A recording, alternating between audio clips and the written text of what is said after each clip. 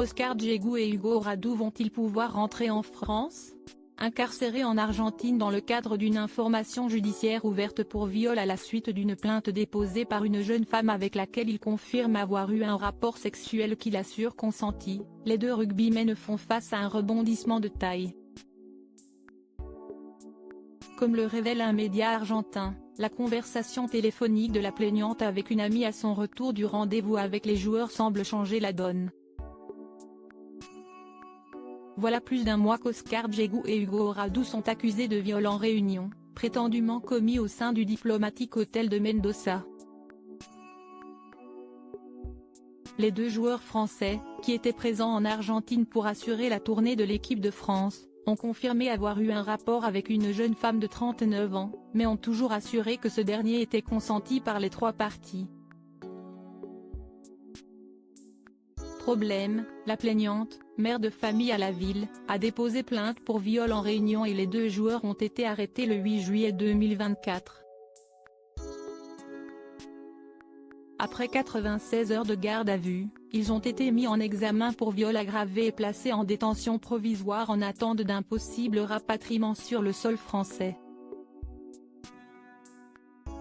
Depuis 4 semaines, les avocats des rugbymen s'attellent à les faire revenir en France, mais la justice argentine s'y oppose. Les derniers éléments que les enquêteurs ont reçus pourraient être toutefois en leur faveur.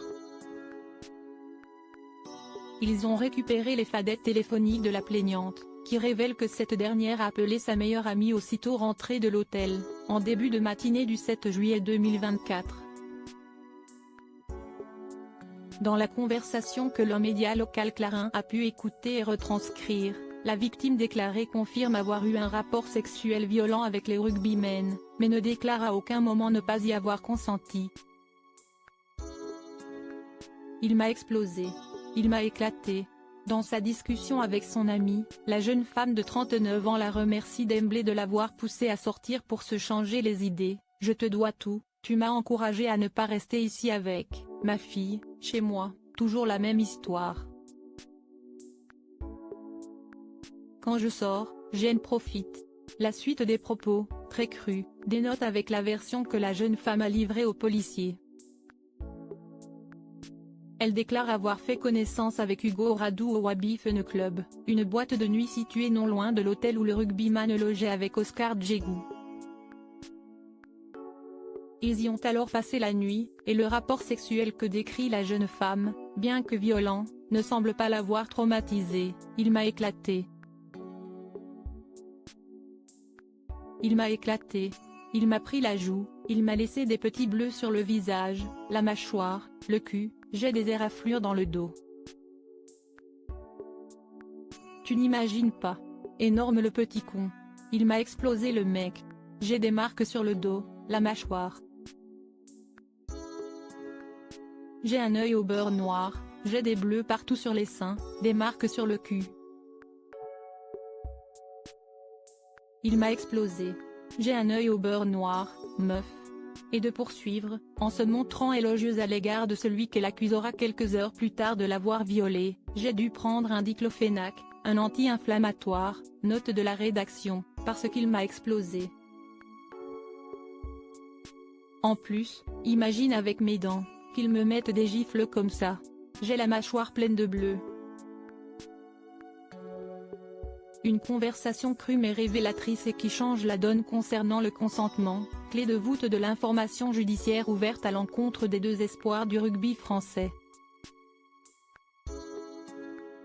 Les avocats confirment l'authenticité des échanges contactés par nos confrères du Parisien ce samedi 10 août 2024. Les avocats de la plaignante confirment que les enregistrements retranscrits par les médias argentins sont bel et bien authentiques.